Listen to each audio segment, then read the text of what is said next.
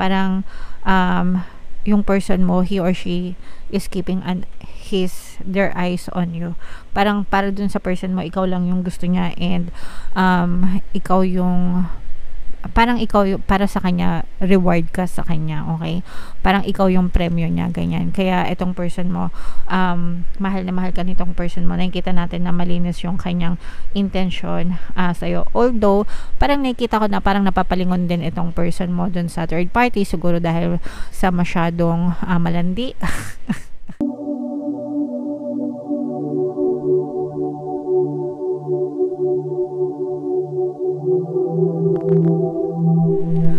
Hello guys, hello Aquarius, welcome back to Pinay Pixie Tarot.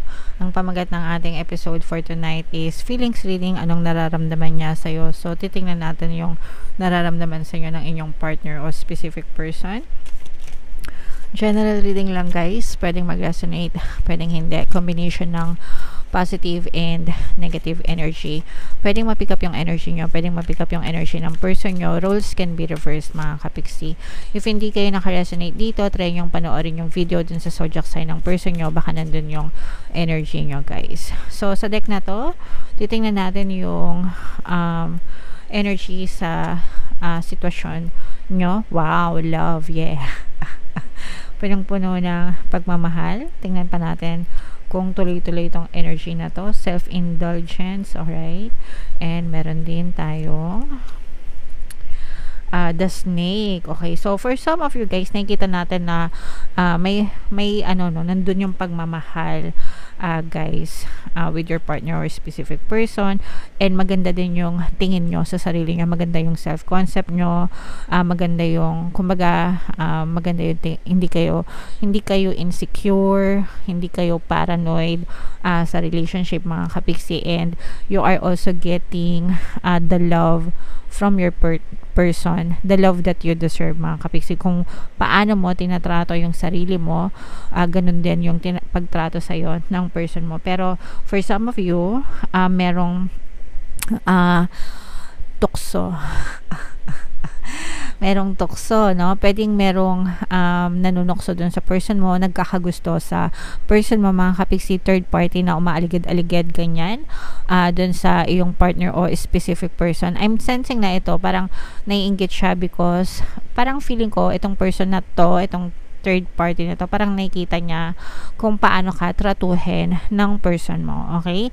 And parang siya, naiinggit siya, gusto niya din ng same treatment, ganong treatment, kung paano ka tinatrato ng person mo, gusto niya din maranasan yung ganong treatment, kaya parang tinutokso-tukso niya yung person mo para mapunta sa kanya or para mahumaling sa kanya, so that this person can also get the same treatment na binibigay sa'yo ng person mo. Pero hindi niya alam na your person is treating you like that kasi ganun yung trato mo sa sarili mo mga kapiksi. So that's why very important talaga guys yung self-concept.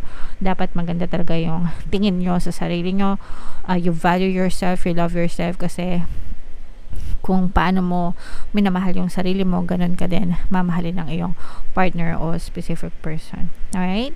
So, comment down below guys if feeling nyo nakaresonate kayo dyan. If in case na nakaresonate kayo and merong mga third parties na umaaligid sa relasyon nyo, yung mga subliminals natin guys na pampawala ng kabit, pampawala ng balakid, pampaloyal, at saka para ikaw yung piliin. Yung apat na subliminals na yun, best combo yun mga kapiksi, para mawala yung mga third parties sa buhay ng jowa nyo. Alright? So, dito naman, tingnan naman natin yung mga emosyon na nakapaloob sa relasyon nyo. Pwedeng nararamdaman nyo, pwedeng nararamdaman ng person nyo, pwedeng nararamdaman nyo pareha. So, we have discouraged energy. Meron tayong afraid, ayan. And meron din tayong panicky. So, ito guys, feeling ko, ito, lahat ito ay emosyon ng inyong person, mga kapisi. Pwedeng kayo din, no? Dahil dito sa third party person na to. Pero, ito kasi, parang feeling ko, kayo, parang confident kayo sa sarili nyo, kaya hindi kayo natatakot kahit na sandamakmak na third party yung nasa paligid nyo. You don't feel insecure. Pero for some of you, kung kulang yung self-concept nyo, mga kapiksi, most definitely, ito yung nararamdaman nyo, guys. Okay? So, nandun yung takot, nandun yung nagpapanik, and parang pinanghihinaan kayo ng loob, especially kung nalaman nyo na merong third party na umaaligid sa person nyo. Sometimes, ang ginagawa pa ng iba dyan, stock sila, di ba? Tinitingnan nila yung mga account ng mga third parties na mga jowa nila, tapos they start comparing themselves. Kinukumpara nila yung sarili nila. Mas maganda ba to kaysa sa akin? Mas sexy ba to kaysa sa akin? Mas bata ba to kaysa sa akin? Mas mayaman ba to kaysa sa akin? So ganon, no? And kapag ka ganon, you are coming from a place of lack ng self-confidence. Hindi kayo, kumbaga parang mababa yung tingin nyo sa sarili nyo, hindi kayo confident, you feel insecure, ganon, no? Kapag ka ganon talaga, most of the time, yung mga third parties, yan, matatapang yan. Excuse me, matatapang yan, tas makakapal ang mukha niyang mga yan. Pero may mga third parties naman kasi na hindi nila alam na third party sila. Okay, so ibigay natin yun sa kanila. There are third parties na biktima rin sometimes. Hindi nila alam na third party sila. Pero merong iba talaga na alam nilang third party sila, tapos nananadya pa sila. So, yeah. For some of you, pwedeng kayo ito, no? Pag kayo ay kulang ng self-concept, tas nalaman nyo na may third party, so medyo nagpapanik, medyo natatakot kayo na baka iwanan kayo ng person nyo, pinanghihinayaan kayo ng loob, ganyan. Pero for some of you naman, feeling ko, yung person nyo naman, yung natatakot and nagpapanik kasi baka kung anong isipin nyo sa kanila, lalo nalaman nyo na may third party na umaaligid kahit na hindi nila pinapatulan. Okay? So, ganon, mga kapiksi. So, comment down below, guys, if feeling nyo nakaresonate kayo dyan sa mga energies na yan, sa mga emosyon na yan, mga kapiksi. So, tingnan natin, guys, yung feelings ng person nyo.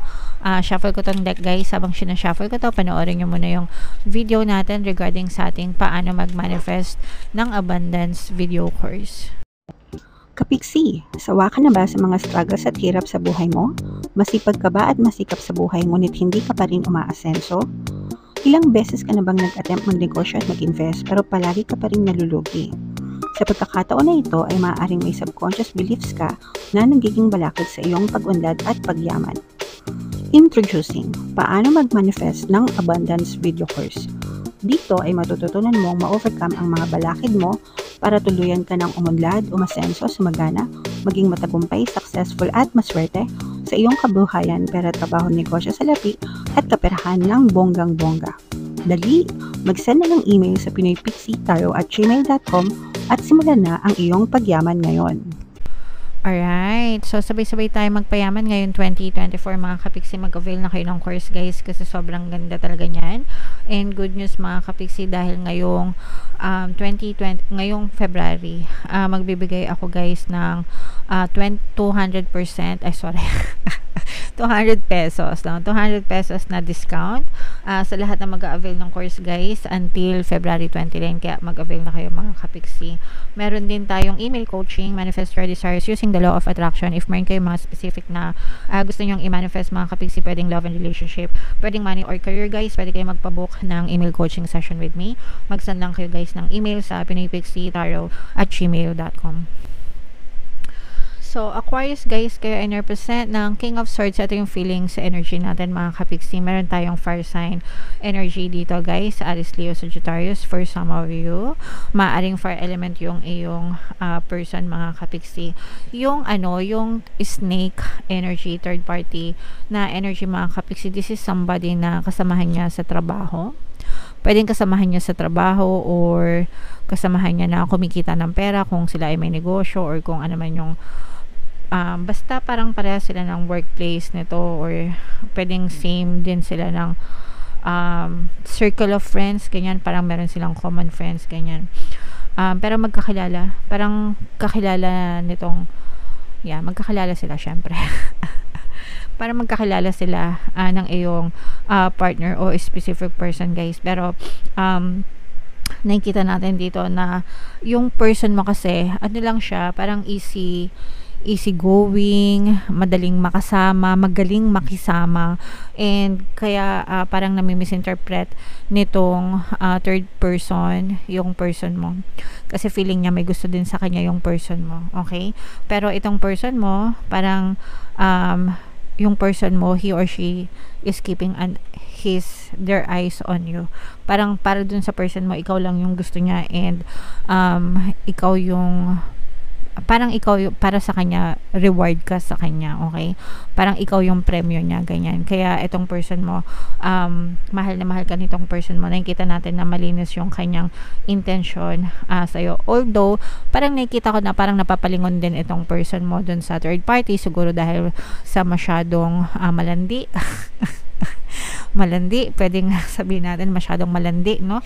Yung third person na talagang inaakit-akit itong person mo, pero lalo na pagka yan lumalabas sila, mahilig maglaseng, ganyan, or pagka may mga night out, ganyan, party, so parang doon sinasamantala ng person mo, kasi yung companionship, parang yun yung nilalaban, lalo na kung let's say for example nasa bahay ka lang, pero tapos itong person mo tsaka yung other person yung palagi magkasama sa trabaho, tapos after work nila parang meron pa silang mga gig sometimes, yung lumalabas, ganyan.